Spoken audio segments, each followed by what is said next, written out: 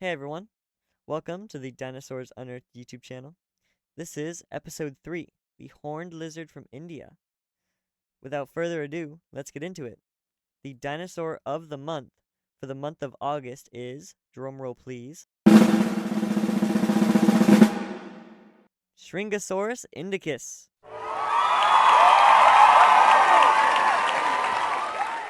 I am so excited to share this with you guys. I have learned so much from studying this, and let's just get into it. But wait, hold on. There's more. For the first time on this YouTube channel, I'm going to be covering our first herbivore. Now, you might be wondering, why is this important? Why do I care at all? Well, carnivores take the spotlight when we're talking about dinosaurs and prehistoric creatures. But I think it's very important for us to look back and look at some of our herbivores because they are still there and they're important. So today, when we're covering Shringasaurus, have a special place in your heart for the herbivores.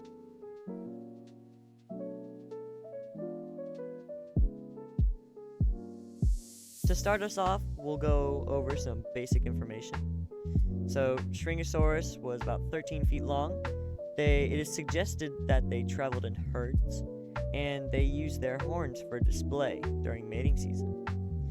They were herbivorous, they would only eat plants, and they were about 4 to 5 feet tall. And one more thing, they're not a dinosaur. We'll cover that later, but for now, just know they're not a dinosaur.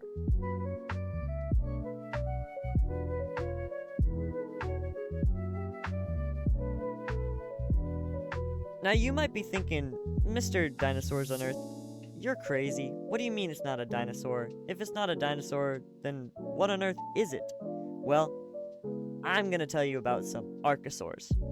Why isn't it a dinosaur? Well, before there were dinosaurs, we had early reptiles.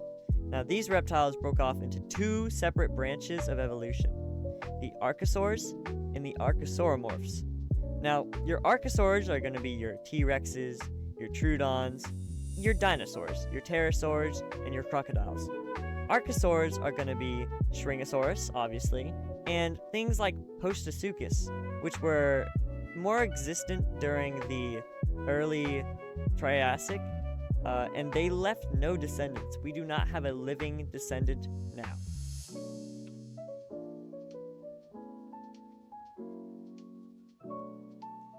Shringasaurus might not have any descendants now, but some animals today do really look like it. I'm going to talk about some real-life lookalikes. So first up, we got monitor lizards. As you can see, the scaly body and the more sprawled-out legs are very similar to Shringasaurus. Same with the Komodo dragon. You can see the sprawled-out legs, scaly skin, very reptile-like, all very similar to Shringasaurus.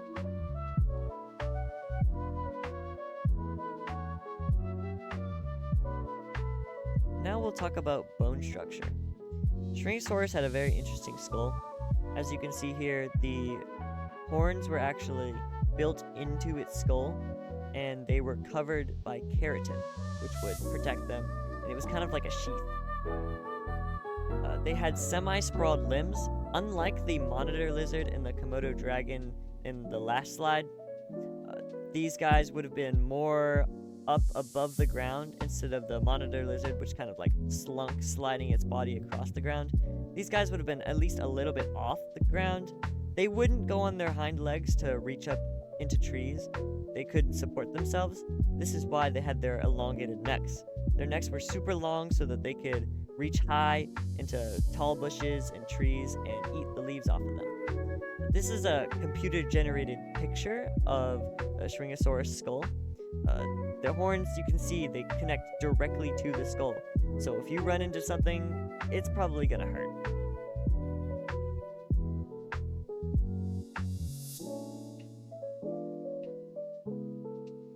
The original fossil for Shringasaurus was found in Madhya Pradesh, India.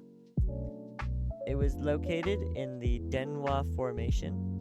This formation was huge, and it contained over 100 specimens dating back from the late Triassic to the early Jurassic.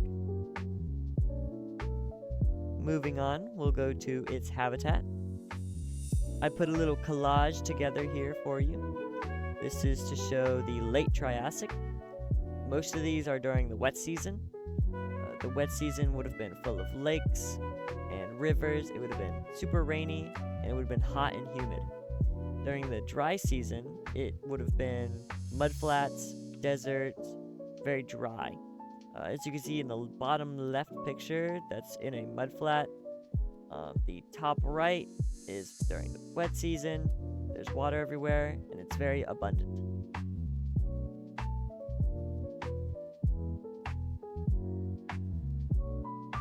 Our last topic will be who discovered Shringasaurus. I would like to introduce you to Dr. Sarah D. Sengupta. She had a PhD in geology, and she discovered Shringasaurus in August of 2017. She is currently employed as an assistant professor at Huhli Mohsin College. She was a very impressive lady, and she worked alongside very prestigious and important paleontologists to discover Shringasaurus. Hey guys, thanks so much for watching. If you made it this far, you're really cool. Comment dinosaur if you made it this far. But I really appreciate everything you guys do, getting involved in everything.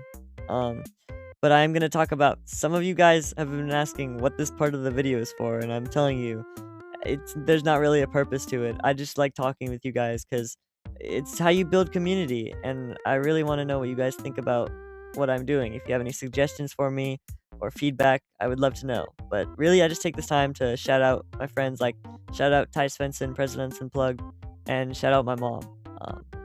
I just really hope you guys enjoyed this video. Like and subscribe, and I will see you guys in the next one. I don't know what I'm doing next, but you guys will find out. Anyways, bye-bye.